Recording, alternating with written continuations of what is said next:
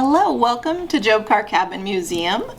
We're here with another of our fun craft kits, this time featuring shadow puppets. So, as you can see, you can do lots of different types of shadow puppets that we're going to talk about today. But kids in the past, well, they didn't have all the kinds of toys that we have nowadays, and they didn't have batteries invented yet back in the 1800s or screens to play on. So when it was dark outside, maybe on a stormy evening or rainy day, they were coming up with all sorts of other types of toys and games to play. So we're going to feature shadow puppets today.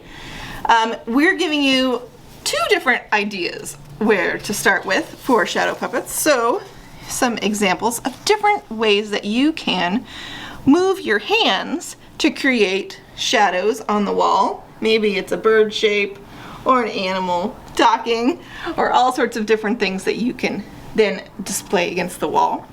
For all these puppets, whether you're doing a hand shadow puppet or one on a stick like this, you'll need a light source. So in the past, before electricity was common in modern homes, you might use candles or a gas or oil lamp to display a light against the wall. And then you would put your hands between the wall and the light source in order to create the shadows behind it. And if your hand is closer to the light, then the shadow is bigger, and if the hand is farther away, the shadows get a little bit smaller. So nowadays, you might use a flashlight, or maybe you have a little lantern that you could use in your home to do shadow puppets with. So you can make shapes with your hands, like these ones, or you can find lots of other examples online or in books at the library. Your kit that we will be giving you also includes some basic shapes. And in your kit,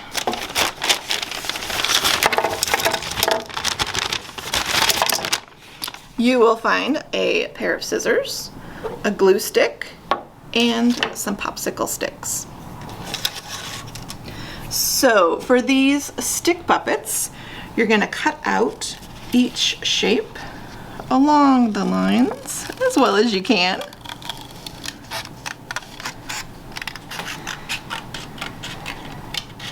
You might notice that the house shape has a window. It's up to you whether or not you want to cut the window out or just leave that as part of the main silhouette.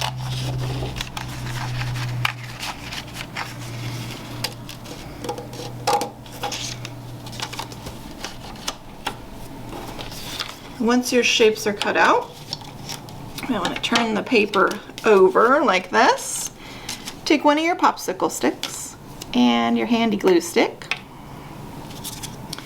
I put the glue on the stick, get a good amount on there, and then just lay it on your shape.